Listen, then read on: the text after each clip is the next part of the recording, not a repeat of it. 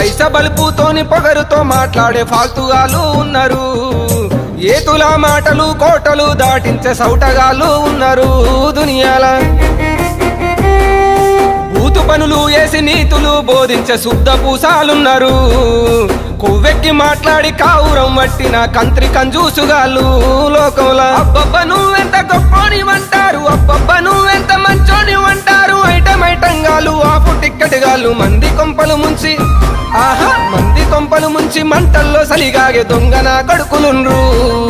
నమ్మించి మన గొంతు తడి బట్టతో గోసె తెలివి కల్లోళ్ళు ఉండ్రు భూమి మీద.